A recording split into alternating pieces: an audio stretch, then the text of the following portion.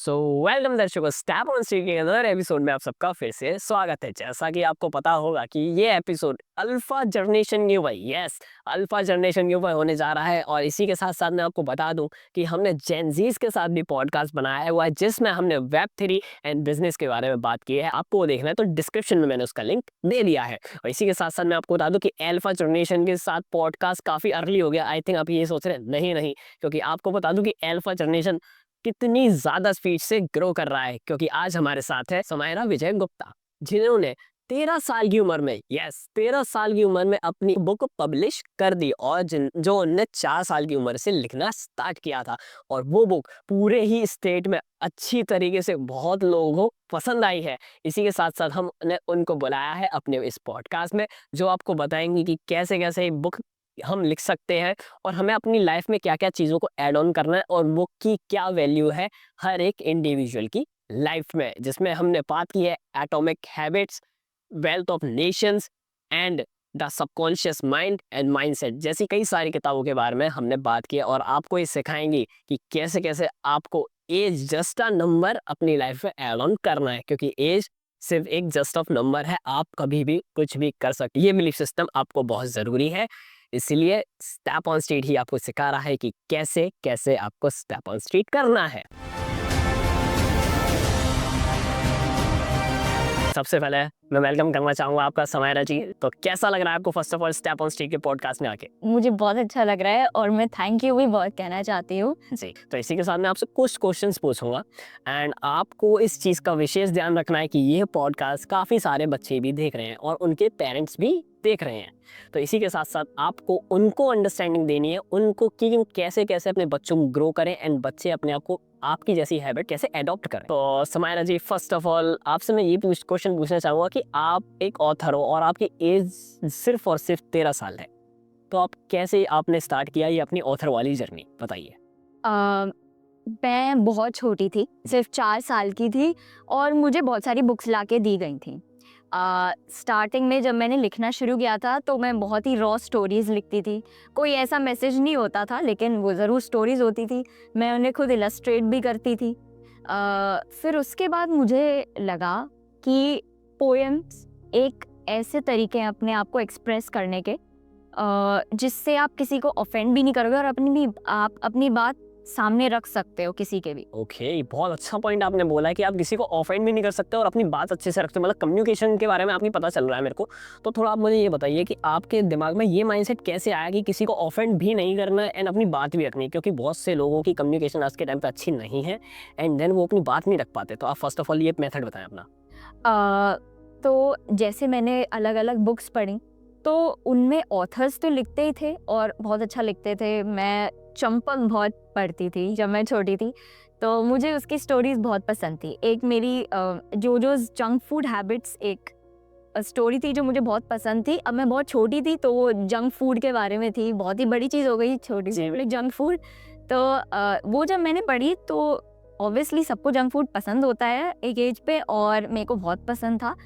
लेकिन जब ऑथर ने वो बात कही कि जोजो ने जंक फूड खाया और उसके साथ क्या हुआ, तो मुझे ऑफेंडिंग भी नहीं लगा और मुझे लगा कि बात तो सही है। तो तब मेरे को लगा कि ये एक बहुत अच्छा तरीका है। इतना क्लियर कट टू कट, मतलब ये तो मैं देख पा रहा हूँ कि आपके अंदर इनबिल्ट क्वालिटी गॉड गिफ्टेड है। वाह, बहुत अच्छे तरीके से। तो आप मुझे बता रहे हैं कि आपने बहुत छोटी उम्र में लिखना स्टार्ट किया, वो उम्र क्या थी? 4 से 5 साल। 4 से 5 साल आप लिखना स्टार्ट कर रहे हो, मतलब पेंसिल पकड़ते लिखने लग गए थे? ऐसा कुछ हम कह सकते हैं। 4 साल की उम्र में मैंने एक पोएम लिखी थी जो स्कूल में पब्लिश भी हुई थी, जी। स्कूल की मैगजीन में। तो इसी के साथ में एक चीज़ पूछना चाहूँगा, जैसे कि आपने एक अपनी बुक रिलीज़ की है जिसमें 51 पोएम्स हैं और जो पूरे स्टेट में काफ़ी अच्छे तरीके से वायरल चल रही है, जिससे हम आप तक पहुँच पाए हैं। तो इसी के बारे में आपसे पूछना चाहूँगा कि उस बुक के बारे में बताएं फर्स्ट ऑफ ऑल। वो बुक यहाँ रखी है, द इथेरियल सिम्फनी। ओके। इसमें मेरी 51 पोएट्रीज हैं। ओके। काफ़ी सारी हैं, पूरा कंपाइलेशन है जब से मैंने लिखना शुरू किया और आज तक। उनकी कुछ जो बहुत ही अच्छी थी, जो कोई मैसेज दे पा रही थी लोगों तक, वो उनका कंपाइलेशन इस बुक में है। लाइफ के बारे में भी हैं कुछ, थोड़ी सी ह्यूमर वाली भी है, तो हर टाइप की है। तो आपकी फेवरेट कौन सी है, आप उसको ज़रा बताएं जिससे कि लोग भी डेमोन्स्ट्रेशन कर पाएं इस बुक का। फेवरेट मैं कहूँगी एक सोल के ऊपर है, ओके। फिर एक who is not losing this war भी है। आप मुझे इस वाली पोएम को सुनाएं और इसका पूरा मीनिंग बताएं। Just sure. Who is not losing? When missiles and guns propel and roar, when soldiers and fighter jets soar, don't people know they ruin others with this gore? Who is not actually losing this war? When ships and submarines make their way, don't the people know thousands of families will be left in dismay? Don't they know nobody has a higher score? I don't see someone who is not losing this war. Now, when culture and heritage have been set to rot, when people of different beliefs are killed for their thoughts, why should religion be a time bomb?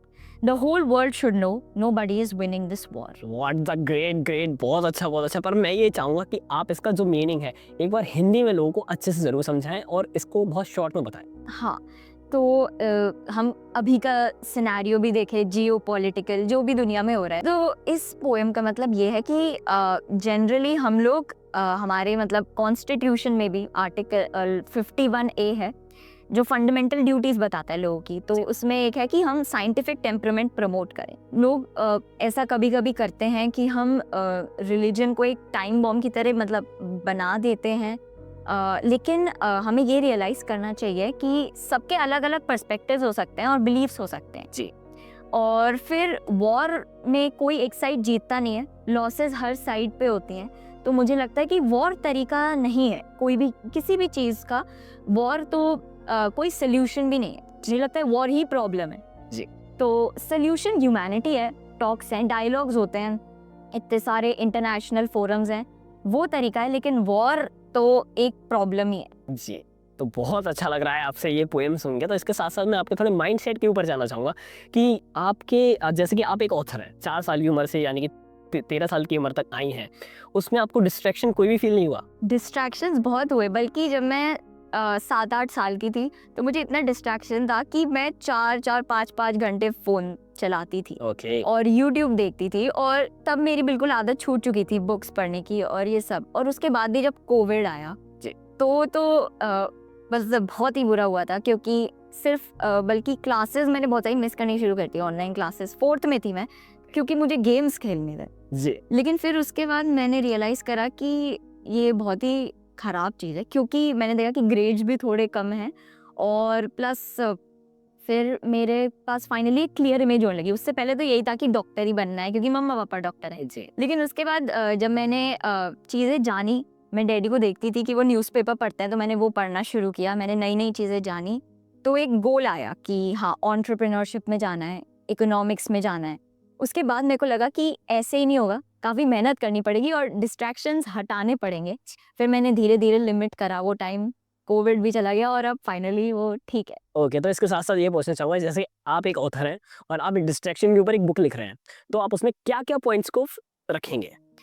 एक point अभी मैं कुछ ही दिन पहले पढ़ रही थी, the art of laziness एक बुक है। ओके। तो मतलब मैंने एक स्पीच भी सुनी थी, स्टीव जॉब्स की वो स्पीच थी, और उसमें ये था कि आपकी लाइफ में अगर आप स्टक फील कर रहे हो, आप डिस्ट्रैक्टेड फील कर रहे हो, तो हर चीज़ का एक सबसे इम्पोर्टेंट पॉइंट है जो आप याद रख सकते हो, वो आपको बहुत ही मोटिवेट करेगा। वो है मेमेंटो मोरी। ये एक कैलेंडर होता है। आप एक एवरेज लाइफ एक्सपेक्टेंसी लेके चलते हो कि 60 ईयर्स हो सकती है किसी ह्यूमन की, 70-80 जो भी है, और हर मंथ के सर्कल्स बना देते हो। जैसे जैसे हर मंथ बीतता है आप उस सर्कल को शेड कर दो, तो आप देख सकते हो कि आपने कितनी % अपनी लाइफ पूरी कर ली। ओके। और ये देखना कि डेथ के सामने सब मतलब आपको अकॉम्प्लिश करना चाहिए, कुछ अच्छा करना चाहिए जो लोगों को याद रहे, तो आपको वो चीज़ बार बार दिमाग में आएगी जब आप वो कैलेंडर देखोगे। तो एक ये तरीका होता है। दूसरा तरीका, क्योंकि सोशल मीडिया सबसे बड़ा आजकल का ट्रैप है। हाँ, जी। तो उसके लिए आप अपने सोशल मीडिया के टाइम को लिमिट कर दो। पेरेंटल कंट्रोल्स में मेरा टाइम 15 मिनट्स तक लिमिटेड रहता है, क्योंकि वही बात है, हम कम्प्लीटली कट ऑफ भी नहीं हो सकते, फिर फोमो होता ज़रूर है। जी। ऐसा नहीं है कि मेरे को नहीं होता, हमेशा होता है बल्कि, लेकिन हाँ, हमें कंट्रोल करना पड़ेगा। और जब आपका गोल अकॉम्प्लिश हो चुका है, तब आप इतने समझदार भी हो जाते हो, बड़े भी हो जाते हो कि हाँ, इतना भी सोशल मीडिया नहीं चलाना। अभी के लिए आपको थोड़े स्ट्रिक्ट मेजर्स लेने पड़ेंगे। ओके, ये बहुत अच्छी बात है। तो मतलब ओवरऑल मैं देख पा रहा हूँ कि आपके ऊपर मतलब आपका यहाँ तक पहुँचने के लिए आपके पेरेंट्स का काफ़ी ज़्यादा रोल रहा है। तो मैं ये चाहूँगा कि आपके पेरेंट्स ने आपको किस तरीके से डायरेक्शन दी जिस वजह से आप आज यहाँ आए? मेरे पेरेंट्स ने कभी भी मुझे प्रेशराइज़ नहीं किया। मुझे लगता है सबसे पहली बात वो थी। मेरे मार्क्स भी कम आते थे, तो वो कहते थे कि कोई बात नहीं, अगर मैथ्स नहीं आती और जियोपॉलिटिक्स में मज़ा आता है, तो वो चलता है। ओके। उनको हमेशा से पता था कि मतलब जो करो बस मन से करो, क्योंकि पैशन है तो फिर तो जो भी करना है वो कर ही लोगे। जी। तो उन्होंने कभी भी प्रेशराइज़ नहीं किया। वो मुझे लगता है सबसे बड़ा पॉइंट था। ओके, तो जैसे कि आपको बताया कि बुक्स का बहुत ज़्यादा आपसे प्यार था एंड आपने आज तक मतलब 4 साल की उम्र से लेके 13 साल की उम्र तक आपने कितनी बुक्स पढ़नी है? मैंने गिनी नहीं, लेकिन हाँ 100 प्लस या फिर उससे मैंने गिनी नहीं है, क्योंकि बहुत सारी छोटी भी थी, बहुत सारी काफ़ी बड़ी भी थी। ओके, तो इसके साथ-साथ मैं आपसे टॉप 5 बुक्स के बारे में पूछना चाहूँगा आपकी, तो आप ज़रा उसके बारे में बताएँ। एक बुक है सबसे पहले mindset okay, by doctor Carol S Dweck. ठीक है। फिर the power of your subconscious mind by Joseph Murphy. Okay, उसके बाद द वेल्थ ऑफ नेशंस, मैंने अभी उसकी बुक 1 खत्म करी है, बाय एडम स्मिथ। और think and grow rich, Napoleon Hill. जी। ये कुछ फेवरेट बुक्स हैं। कुछ फेवरेट। तो आप मैं एक चीज़ और आपसे पूछना चाहूँ कि आपने इतनी अच्छी बुक पढ़ी हुई है, द वेल्थ ऑफ नेशन, तो आप ज़रा मुझे उसके बारे में बताइए, आपने उससे क्या-क्या सीखा? हमारे पास जो भी एडम स्मिथ को फादर ऑफ इकोनॉमिक्स कहा जाता है। मुझे इकोनॉमिक्स पर्सनली बहुत पसंद है। मैं 9th क्लास में हूँ, मुझे अभी तक इकोनॉमिक्स पढ़ाई भी नहीं गई है, लेकिन जब से मैंने न्यूज़पेपर पढ़ना शुरू किया, मेरा इंटरेस्ट उसमें आता ही जा रहा है। जी। तो एडम स्मिथ ने हर चीज़ जो भी फंडामेंटल है इकोनॉमिक्स का, जो भी ग्राउंड लेकर आए, वो एडम स्मिथ ने ही करा है। मतलब जितनी भी फाउंडेशन है इकोनॉमिक्स, और हम आज तक उसके लॉज का एग्जीक्यूशन देख सकते हैं। जैसे कि आज हम देखते हैं कि विज़नजैम पोर्ट केरला में जी। इनॉग्रेट हुआ है। जी। तो एडम स्मिथ भी यही कहता था कि ट्रेड या कॉमर्स अगर अच्छी हो तो वो पोर्ट सिटीज़ में या कोस्टल सिटीज़ में ही सबसे ज़्यादा होती है। ऑब्वियसली बहुत चेंज आया होगा, उसने वो 1776 में बात कही थी, तो 2025 में काफ़ी डिफरेंस है। लेकिन हाँ, आज तक हमें दिखता है। प्लस उसने डिवीजन ऑफ लेबर की बात करी थी। जी, आप उसको थोड़ा और अच्छे तरीके से बताइए, क्योंकि ये बहुत अच्छा पॉइंट है। Division of labour. जी। तो इसमें क्या होता है कि कोई भी कंपनी है या फिर कोई भी गवर्नमेंट भी है, कोई भी अथॉरिटी है, उसमें ऐसा नहीं है कि कोई एक ही रन करता है पूरी जगह को। काफ़ी सारे लोग चाहिए होते हैं, और एडम स्मिथ ये कहता है कि एक ही टास्क में हर इंसान स्पेशलाइज करे, सिर्फ एक ही टास्क में, क्योंकि जब वो टास्क एक होगा तो फोकस ज़्यादा अच्छे से होगा और इनोवेशंस भी होते हैं, क्योंकि इंसान अपना काम आसान करने के लिए मशीन्स बनाएगा, अलग अलग चीज़ें बनाएगा। तो इसलिए ये 2 चीज़ें हैं जो एडम स्मिथ की मेरे को काफ़ी अच्छी लगी और जो मुझे हमेशा याद रहती हैं। तो जैसा कि आपने वेल्थ ऑफ नेशन के बारे में बताया, तो मैं आपसे माइंडसेट के बारे में भी पूछना चाहूँगा, क्योंकि माइंडसेट से रिलेटेड बहुत से आपके एज ग्रुप के बच्चों को नहीं पता है। तो 13 साल के बच्चे को माइंडसेट कैसे सीख सकता है और कैसे अपना माइंडसेट बिल्ड कर सकता है, उसके बारे में ज़रूर बताएं। पहली चीज़ मैं ये कहूँगी कि मैंने जब न्यूज़पेपर्स पढ़ना शुरू किया तभी मेरे को इतनी अवेयरनेस आई। वो बहुत इंपॉर्टेंट चीज़ था। मुझे लगता है कि हम सबको ये हैबिट होनी चाहिए कि एटलीस्ट हम हेडलाइंस तो पढ़ें। फिर माइंडसेट उससे कैसे बिल्ड हुआ, क्योंकि उससे काफ़ी एक्सपोजर मिलता है, आप हर सेक्टर के बारे में जानते हो। फिर जो बुक है माइंडसेट, वो हमें सिखाती है कि 2 तरीके के माइंडसेट होते हैं, ग्रोथ और फिक्स्ड। ये नाम से ही काफ़ी अपना एक्सप्लेनेशन देते हैं। जैसे कि ग्रोथ माइंडसेट में अगर मैं कोई टेस्ट भी लिख रही हूँ, मेरे से कोई गलती भी हो गई, फिर मेरे को लग रहा है कि वो गलती हो गई, अब मेरे पास 2 ऑप्शन है। या फिर तो मैं उस गलती को इग्नोर कर दूँ, देखूँ ही ना, और मैं कह दूँ कि ये तो हो गई, नेक्स्ट टाइम से अच्छा करेंगे। लेकिन एक और चीज़ है कि मैं ढंग से देखूँ कि गलती क्या हुई है, एनालाइज कर लूँ, ज़्यादा उस पर अटकूँ नहीं, लेकिन थोड़ा सा देख लूँ, और फिर मैं बाद में ये भी मेरे लिए ठीक है, फेलियर्स कोई बुरी चीज़ नहीं। एक्सेप्टेंस, हम एक्सेप्ट कर लें कि हाँ गलती हुई है और इसको ऐसे सही कर सकते हैं। ये हो गया ग्रोथ माइंडसेट। हम चैलेंजेस से डरते नहीं है, ये ग्रोथ माइंडसेट है। ओके। फिक्स्ड माइंडसेट में क्या होता है, आप चैलेंजेस से डरते हो ताकि आपका सेल्फ एस्टीम हर्ट ना हो जाए कि मैंने गलत कर दिया तो लोग सोचेंगे कि अरे इसको तो आता नहीं है। ये होता है एक फिक्स्ड माइंडसेट, और इससे हमें निकलना पड़ेगा। हमें कुछ भी अचीव करना है, क्योंकि लाइफ लॉन्ग लर्निंग ही हमें कहीं लेके जाती है। जी, जैसे कि आप एक्सेप्टेंस के बारे में बता रहे हैं, तो मैं ये भी जानना चाहूँगा कि लोगों को अपनी फेलियर्स को किस तरीके से देखना चाहिए? अपने फेलियर्स को, जैसे बहुत सारे क्वालिफाइड लोग कहते हैं, मैं तो बहुत छोटी हूँ अभी, तो जैसे बहुत सारे क्वालिफाइड लोग कहते हैं कि फेलियर्स को हमें स्टेपिंग स्टोन समझना चाहिए। अगर हमारी मिस्टेक हुई है और हमें कोई नहीं बताता कि क्या मिस्टेक है, वो तो मुझे लगता है वो सबसे बुरी बात है। हमें पता होना चाहिए कि हमारी मिस्टेक क्या हुई है, ताकि फिर हम उसे सही कर लें। मिस्टेक तब तक ही मिस्टेक है जब तक आपने उसे पहली बार किया है, जब आप उसके बार बार रिपीट करने लगते हो तो वो डिसीजन है, और डिसीजन सही होने चाहिए। तो डिसीजन सही करने के लिए मिस्टेक को आप एनालाइज करो और ग्रोथ माइंडसेट लेके चलो कि फेलियर्स बहुत ही नॉर्मल चीज़ है, सबके साथ होनी है। अगर आपका एक बड़ा विजन है तो 100% होगी है। वाह, बहुत अच्छे तरीके से आपने बताया। तो इसी के साथ मैं थिंक रिच एंड ग्रो के बारे में भी बात करना चाहूँगा, क्योंकि आजकल हर किसी को रिच होना है। तो कैसे वो रिच हो सकता है, एंड देन उसके क्या की पॉइंट्स हैं जो उसे आज की उम्र में यानी 13 साल की उम्र में लेके चलने पड़ेंगे, एंड देन वो आगे जाके अपनी लाइफ को एक अच्छा कर्व दे सकता है। तो नेपोलियन हिल ने थिंक एंड ग्रो रिच लिखी जी। तो जो मेरा की टेक अवे था इस बुक से, कि अगर मैं समराइज करूँ तो जो आप अपने दिमाग में देख सकते हो और बहुत ही विल के साथ, पैशन, ड्राइव के साथ, वो आप 100% अकॉम्प्लिश कर सकते हैं। लेकिन सोचने से नहीं, सोचो भी और उसके लिए आप काम भी करो। मतलब ऐसा कहते हैं, if you have seen the picture in your brain, you just need to walk the path. लेकिन वो पाथ वॉक करना पड़ेगा, सिर्फ सोच के नहीं होगा। तो थिंक एंड ग्रो रिच में यही है, अगर आपके पास क्लैरिटी है, और एक्सट्रीम क्लैरिटी होना चाहिए। ऐसा कहते हैं कि जब आप विजुअलाइज करो तो आपको वो चीज़ फील होनी चाहिए, आप पे 5 सेंसेस इन्वॉल्व्ड होने चाहिए। ओके। आपको मतलब आप इतना क्लियर हो कि आप उसके बारे में कहीं लिख पाओ कि ये कलर है और हम इस जगह पे बैठे हैं, ऐसे लोग मेरे को देखते हैं, तो आप ये देख पाओ। जब आप इतनी क्लैरिटी रखते हो और आपके पास एक प्लान भी होता है कि मुझे ये करना पड़ेगा और उसके बाद ही ये होगा, और फिर आप में पैशन भी है कि हाँ पूरा करके ही रहना है, तो फिर वो चीज़ होती है। ये बहुत अच्छा, बहुत अच्छा। इसी के साथ साथ मैं ये भी पूछना चाहूँगा कि आपने जैसे विजुअलाइजेशन के बारे में बात किया और आपने बताया कि आपने पावर ऑफ सबकॉन्शियस माइंड भी पढ़ी हुई है, तो उसके बारे में भी आप ज़रूर बताएं कि सबकॉन्शियस माइंड क्या है? सबकॉन्शियस माइंड बेसिकली हम जो भी बोलते हैं, मैं अभी जो भी बोल रही हूँ वो कहीं स्टोर ज़रूर हो रहा है। तो ऐसा कहते हैं कि सबकॉन्शियस माइंड जो है, जैसे हम जब सोने लगते हैं या फिर हम बहुत ही थके हुए होते हैं, तो हमारा सबकॉन्शियस माइंड जनरली एक्टिव होता है। हमने जनरली ये नोटिस करा होगा, मैं क्वालिफाइड फिर से मैं नहीं हूँ, लेकिन हाँ हमने ये जनरली नोटिस करा होगा कि जब हम आइडल बैठे होते हैं, कोई काम नहीं होता, तो हम यूजुअली कुछ सिनेरियोज इमेजिन करने लगते हैं। कोई वर्स्ट केस सिनेरियो या बेस्ट केस कुछ भी हो सकता है, ज़्यादातर वर्स्ट केस सिनेरियोज। ओके। तो वो इसलिए होता है क्योंकि हमारा सबकॉन्शियस माइंड कुछ काम करने लगता है। जब आप आइडल होते हो तो वो सोचता है कि कुछ काम करें। ओके। सबकॉन्शियस माइंड में बेसिकली जो भी जाता है वो आपके बिहेवियर को इन्फ्लुएंस करेगा, बिहेवियर आपके हैबिट्स को इन्फ्लुएंस करेंगे, और आपकी हैबिट्स आपकी क्वालिटीज़ बनाएगी। क्वालिटीज़ ही आपको जो भी आप बनते हो वो बनाती हैं, इसलिए सबकॉन्शियस माइंड से सब शुरू होता है। जी। तो आप जो भी अपने सबकॉन्शियस माइंड को दे, आप कुछ भी बोलो वो ऑप्टिमिस्टिक होना चाहिए, ज़्यादा नेगेटिव सेल्फ टॉक नहीं होना चाहिए, ग्रोथ माइंडसेट ओरिएंटेड होना चाहिए। बहुत अच्छे तरीके से आपने बताया, बहुत अच्छे तरीके से। तो इसी के बारे में थोड़ा और जानना चाहूँगा विजुअलाइजेशन के ऊपर।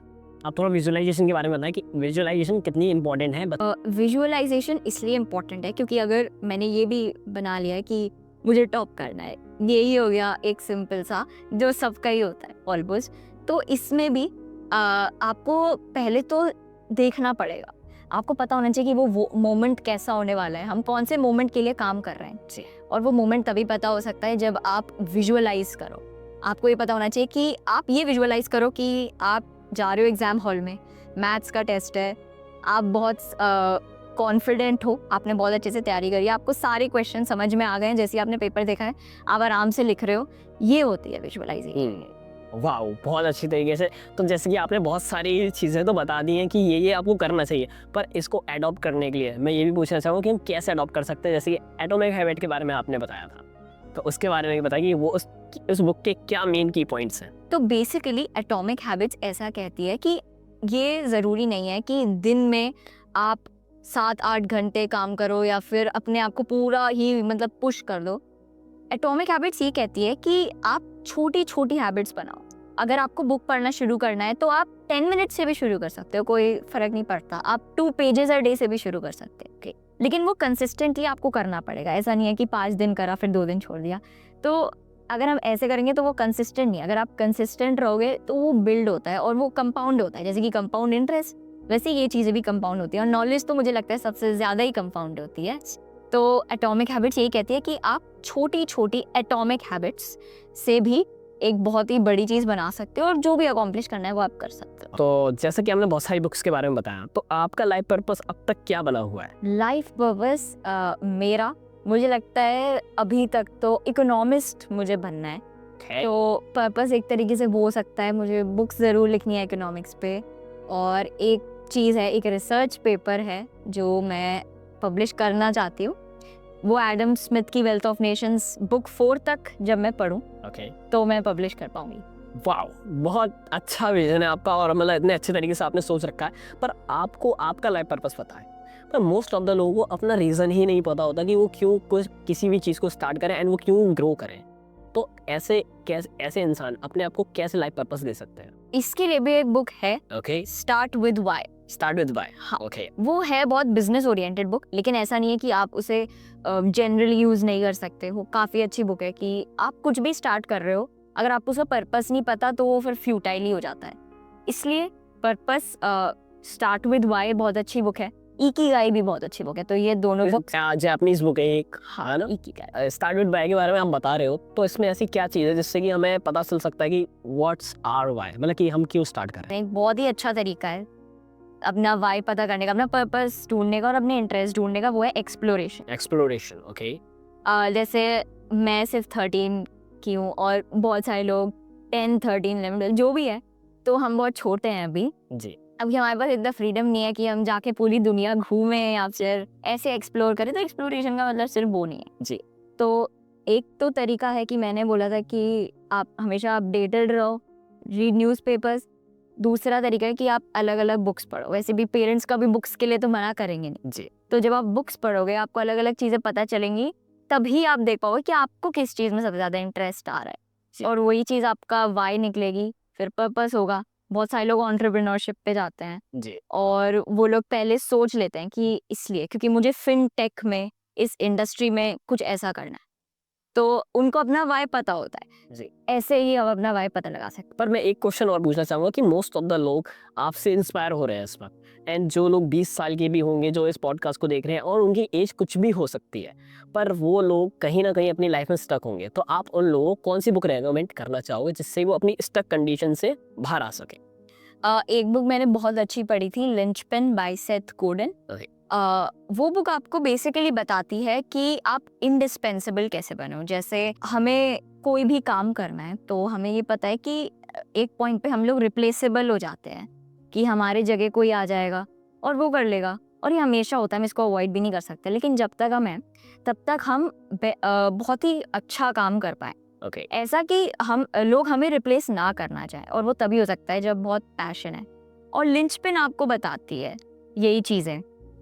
तो इसलिए मुझे लगता है कि वो बुक है। और प्लस जब आप स्टक फील कर रहे होते तो वो कोई बुरी बात नहीं है, क्योंकि स्टक भी जनरली वो ही फील करते हैं जो ग्रो करते हैं। Okay. तो जब आप ग्रोथ फेज में होते हो तो भी आप स्टक फील कर सकते हो।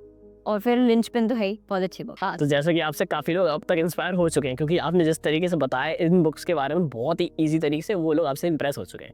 एंड देन मैं उनके लिए एक चीज़ आपसे पूछना चाहूँगा, वही चीज़ ये होगी, अगर कोई अपनी किताब लिखता है तो उसे क्या क्या की पॉइंट्स याद रखने चाहिए अपनी किताब लिखते समय? आप कुछ भी 3 शेयर कर सकते हैं। पहली चीज़ वाई ढूंढना, कि आप जो भी लिख रहे हो उसका क्या पर्पस है। दूसरी चीज़ कि अगर आप सही में चाहते हो लिखना, ऐसे भी पॉइंट्स आएंगे जब जिस दिन आपका मन नहीं करेगा कि आज तो नहीं मन कर रहा, आज क्या ही लिखें। लेकिन ये मन तब तक ही नहीं करता जब तक आप अपना नोटबुक या लैपटॉप जो भी जिस पे भी लिख रहे हो आप वो खोल के बैठ नहीं जाते। तो आपको थोड़ा सा एक स्ट्रिक्ट शेड्यूल भी बनाना चाहिए, मेरे हिसाब से एक रूटीन होना चाहिए, और बाकी दिन पे फिर आपको अच्छा फील होगा कि मैंने उस दिन भी काम करा। और थर्ड चीज़, एक क्लैरिटी होनी चाहिए कि इसके लिए, और वो विजन ऐसा होना चाहिए कि कितनी भी प्रॉब्लम्स आ जाए आप लिखते रहोगे, कि आप उसे बीच में नहीं छोड़ोगे। आपको देख के मुझे समझ में आ रहा है कि आपको ऐसी परवरिश मिली जिससे आपने कई सारी बुकों को एक्सप्लोर किया।